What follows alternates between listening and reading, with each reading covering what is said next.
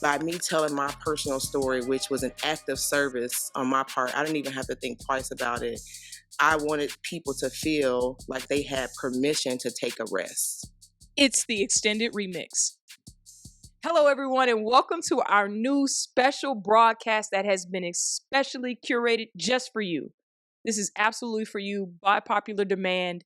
Every Tuesday at 7 a.m. Central, we deliver a 5-minute career hack podcast like you've never seen or heard before in 5 minutes. No fluff, all action. All you have to do is jot down a few notes and start implementing immediately.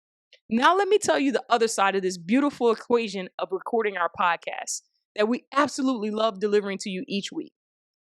Every week, we have so much content, great information left to share. So the first thing we do is provide our amazing career hacker community with exclusive weekly video letters to really break down each step of the podcast for their implementation.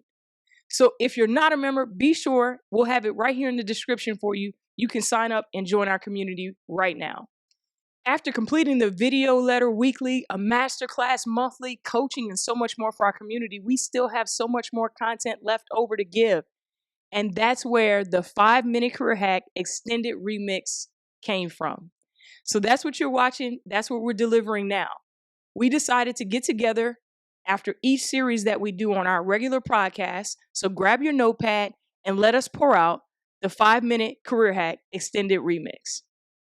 All right, so let's dive in. Alicia, Candyce, we're discussing our amazing series, Well-Being.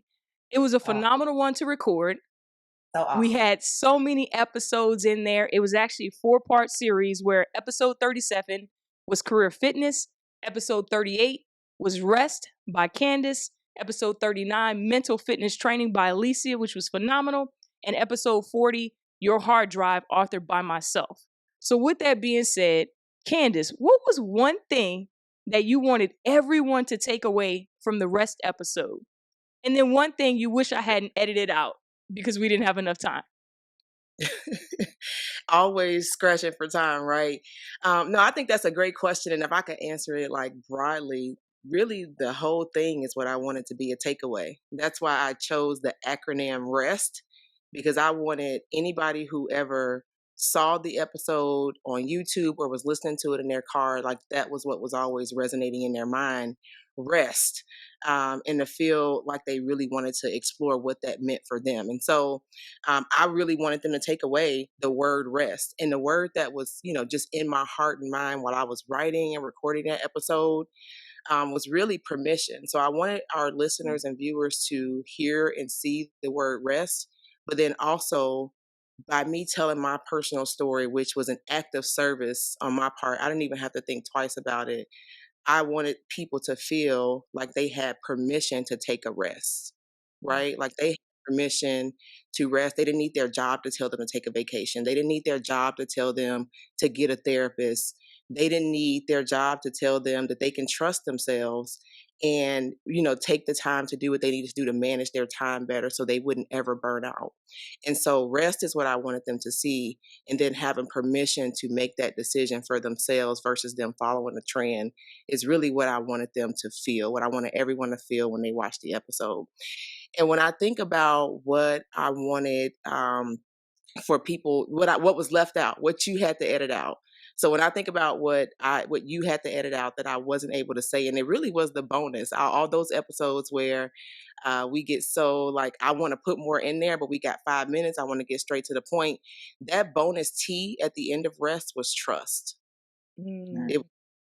How do you learn how to listen to yourself and trust what you're feeling? There's people who probably been on the edge of burnout and thought something was wrong with them.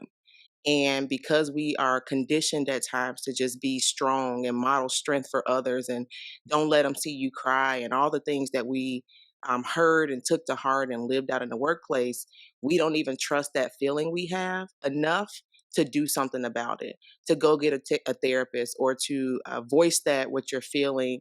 If you're having all these big life changes, voice that what you're feeling to a friend or a therapist, or just be honest, right, at work and say, I'm feeling burned out. I have too much on my plate and I need to take a rest.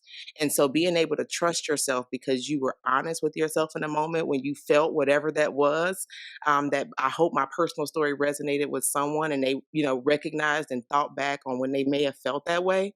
But being able to be honest with yourself and trust that feeling to do something about it, that was the part that I wish that I could have dived deeper into in the podcast.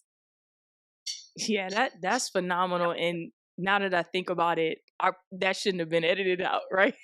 Because I think that kind of encapsulates the entire conversation around, well, I mean, the overarching word rest, right? And giving yourself permission to do that. But then the only way to really give yourself permission to do that is if you actually trust yourself. So to be able to ignore whether that's your job, family, friends, whatever that looks like, to make sure that you're good, put your mask on first. So that is absolutely incredible. Thank you for sharing that. Tune in for part 2 next Tuesday.